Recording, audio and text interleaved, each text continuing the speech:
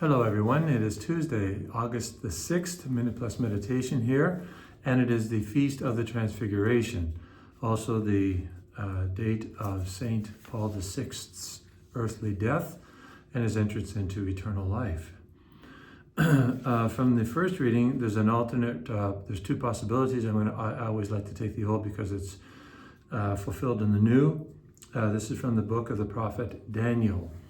As I, Daniel, watched in my vision, thrones were set in place, and an ancient one took his throne. His clothing was white as snow, and the hair of his head like pure wool.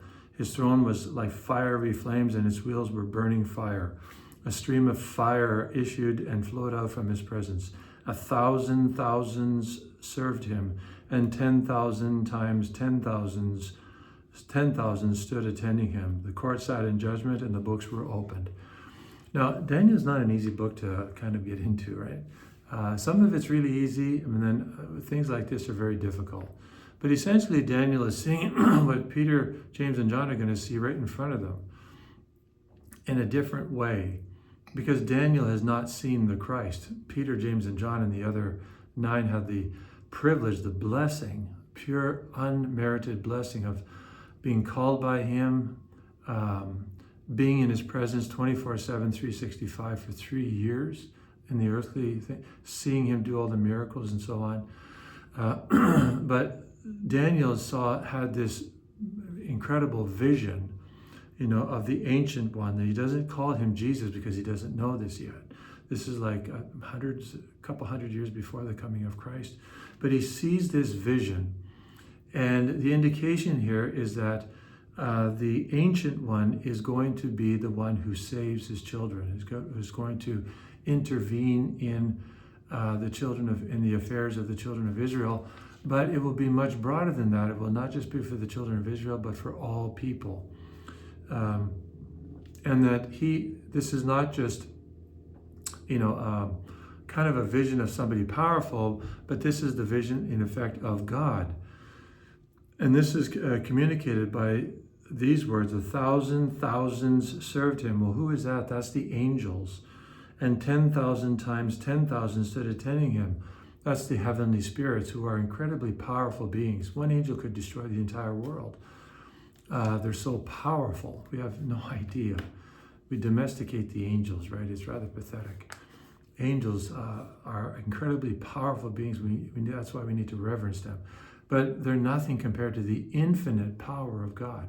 That's why you and I can, hopefully it deepens our faith that all things are within the power of God. And Satan is a creature, period.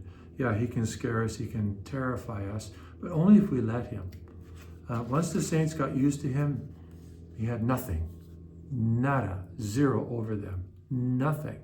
Because they understood he's a creature. He barks, he screams, he shouts, he threatens. He can't do a darn thing unless we let him. And God's power is infinite. Very important to remember.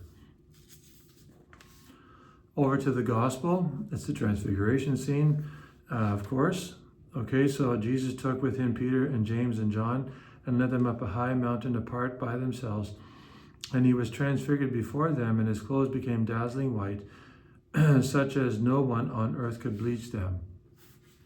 I was privileged, as I mentioned last year, that 2 or 3 years ago now, I was privileged to make a pilgrimage with Dr. John Bergsma and several people from the United States. I was their chaplain, and to Israel, and this is one of the places where we were. So I was right there, and it was like, talk about surreal when you're actually at the place where Jesus appeared